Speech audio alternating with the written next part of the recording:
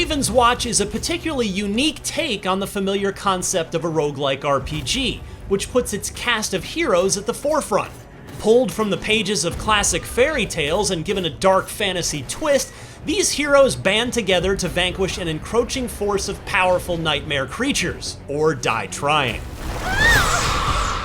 Coming from the creators of the sleeper hit Curse of the Dead Gods, Ravenswatch left me feeling intrigued after an extended hands-on time with the closed alpha, which put a hero-centric spin on the good old-fashioned dungeon crawler.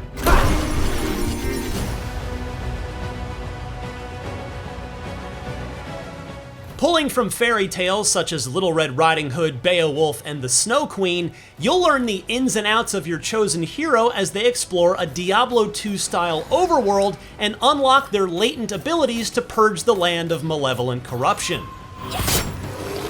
Ravenswatch sticks close to the formula of a dungeon crawler, but it hones its focus more into an adventure game that has a larger goal to accomplish. With each chapter taking place across 5 days, the main goal of your multi-day jaunt is to build up enough power to be on equal footing with the stage's end boss, allowing you and other party members to take them down and move on to the next phase of the quest.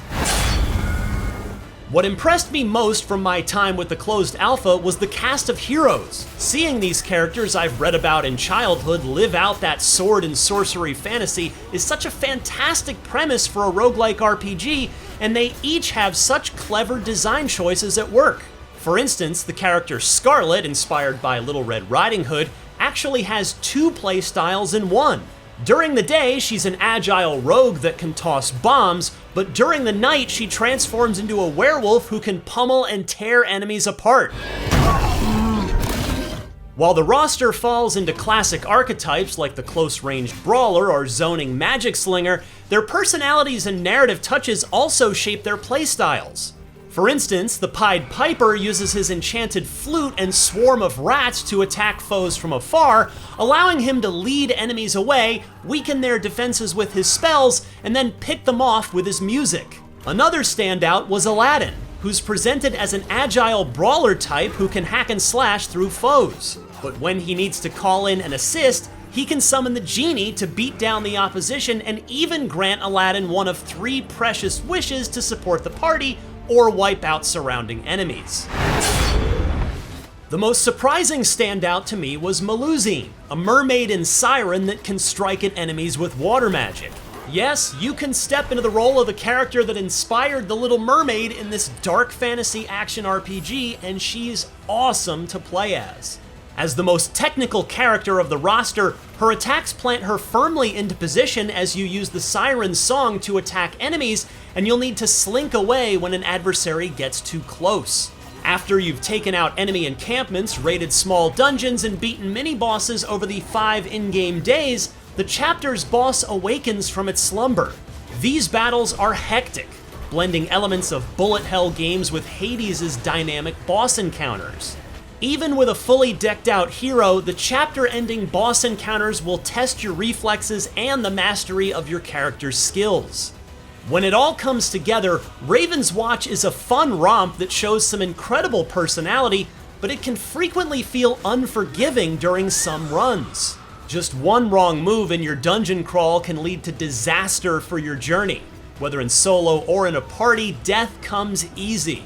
And with a limited number of revives, you can easily run through them trying to salvage a run gone bad. Generally, I felt the difficulty had struck the right balance between fair and challenging, but there were particular runs where I thought I had just stepped into a giant death trap rather than a sprawling overworld. Furthermore, there was also a lack of direction for opportunities, which made it easy to wander into areas where you are easily outmatched. Those frustrations aside, I still felt that thrilling sense of empowerment from dungeon crawlers, which is made all the more satisfying when seeing the cool cast of fairy tale characters dish out pain to enemies. Much like Supergiant Games' Hades, Ravenswatch's positioning as an early access game puts it in a great place where it can really refine its core mechanics and flesh out its fantasy world.